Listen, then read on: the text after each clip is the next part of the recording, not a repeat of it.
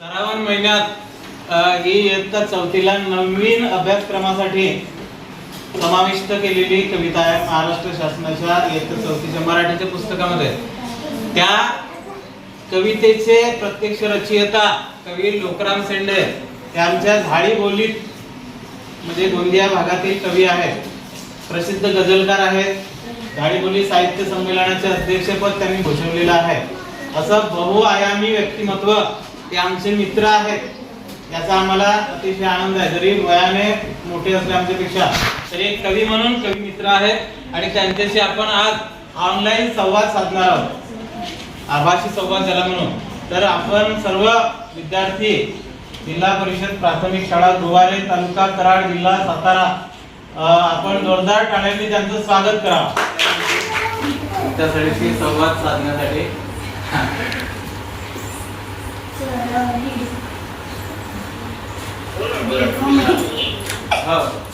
तर हे आमचे विद्यार्थी आहेत, ते कविता ऐकण्यासाठी तुमच्याकडून तर उत्सुक आहेतच, पण ते तुमच्याशी संवाद साधताना काही प्रश्न विचारत आहेत.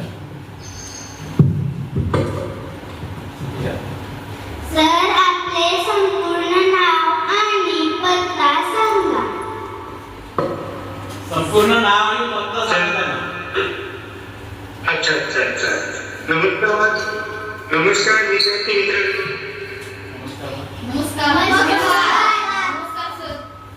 नमस्कार. मी कवी लोकराम केशव शेंडे, मी मूळचा गोंदिया जिल्हा. माझ्या गावाचं नाव आहे छोटपिकळा मसवानी. हॅलो. ऐकू येत आहे. आणि तुमचं विचारा मग. बोला ना, सांगा त्यांना नाव, गावाचं नाव. नाव लोकराम केशव शेंडे. माझ्या गावाचं नाव आहे मसवानी, जिल्हा गोंदिया. पुढचा प्रश्न कोण विचारतोय? आपले किती कविता संग्रह प्रकाशित झाले आहेत? आपले एकूण कविता संग्रह किती प्रकाशित झाले आहेत त्याच्याविषयी सांगायचं. माझे एकूण 6 कविता संग्रह प्रकाशित झालेले आहेत.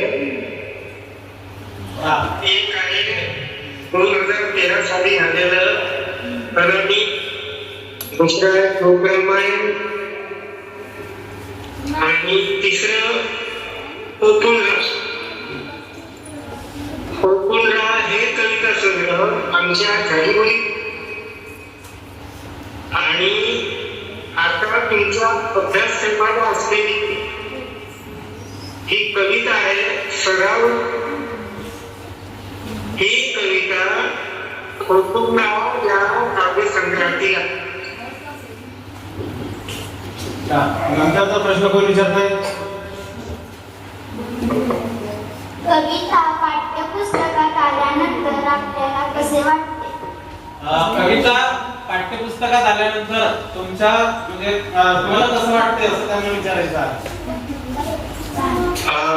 पाठ्यपुस्तकात त्या कविता तर निश्चितच म्हणजे खूप मोठा आम्ही होतो, तो आनंद कोणाची मिळाला.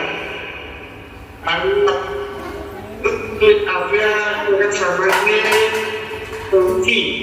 यात राहणाऱ्या व्यक्ती कविता अभ्यासक्रमातील आनंद आहे की मी ज्या भागात राहतो आणि त्या भागात आपली मराठी एक बोली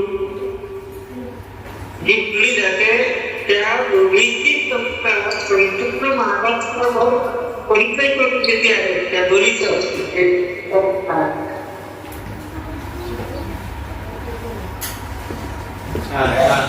हॅलो. ऐकू येतंय. तुमचा प्रश्न कोण विचारतोय?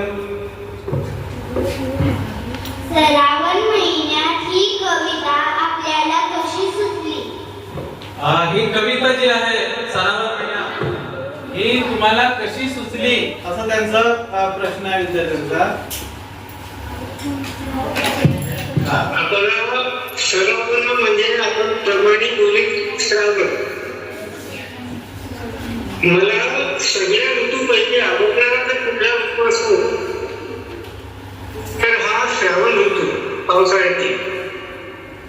आणि मग या पावसाळ्यात पाऊस पडल्यानंतर धरतीचा तो वेगळा नवीन साथ चालतोय. बघा, आकाशामध्ये ढग असतात, पिकांचा डोळ असतो, आणि इंद्रधनुष्य जे दिसतं ते खरंच रोमस्वान असतं. त्यामुळे त्या निसर्गाची आणि म्हणजे श्रावण ऋतूशी माझं चांगलं जमत आहे, म्हणून तो विषय.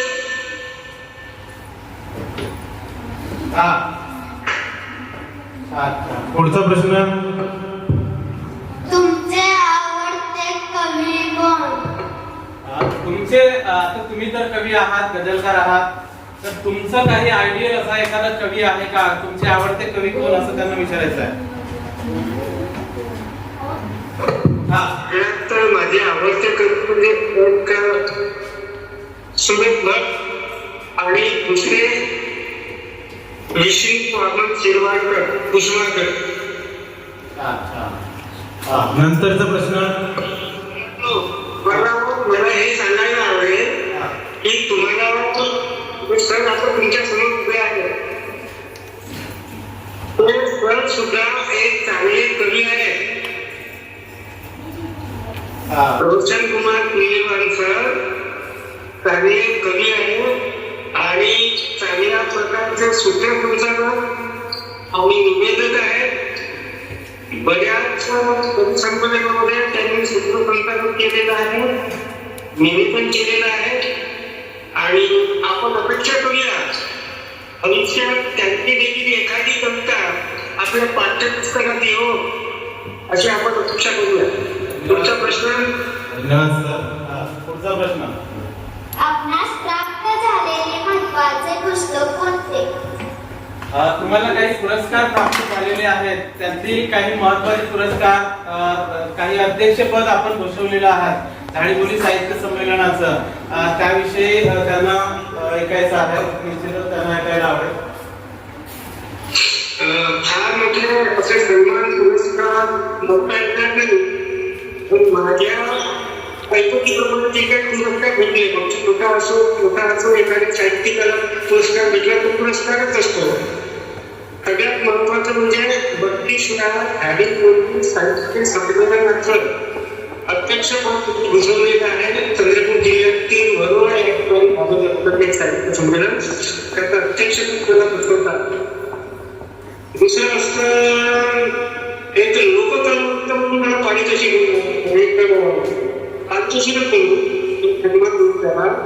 गडचिरोली जिल्ह्यात करते लोककलावंत मला एक सन्मान प्राप्त झालेला आहे. त्याच्यानंतर संत अखिल भारतीय मराठी एवढं संमेलन जे आपल्याला झालेलं होतं, त्यामध्ये मी होतो. झाडीबोली चळवळीचं दर्शन होतं.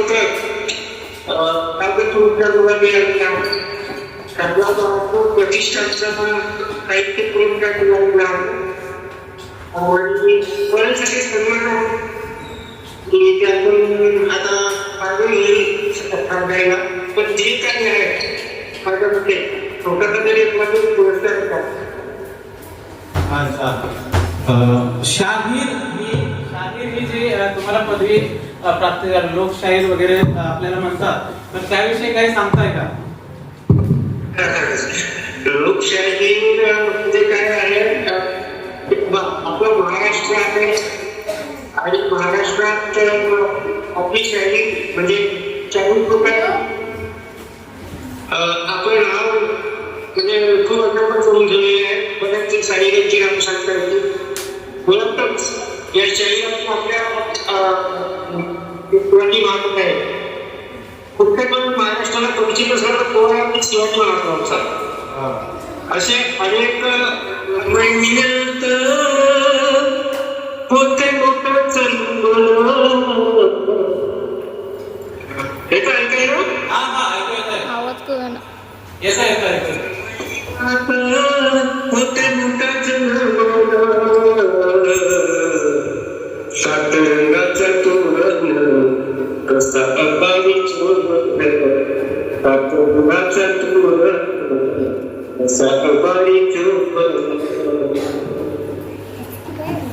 सरावर मैनात पात फुलवतो सरावर मैनात पात फुलवते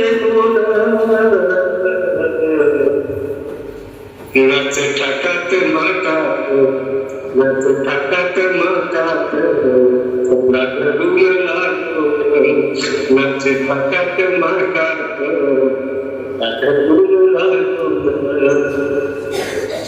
चढावर पाणी भुरुक चढावर पाणी भुरुक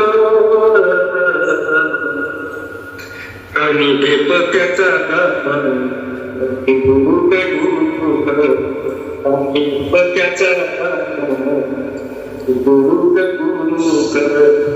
आणि शेवटच्या मध्ये घेतो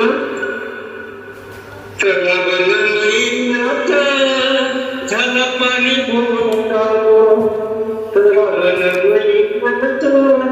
झाला पाणी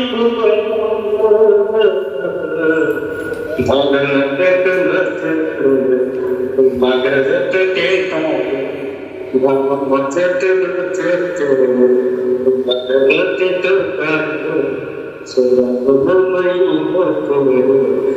मोठा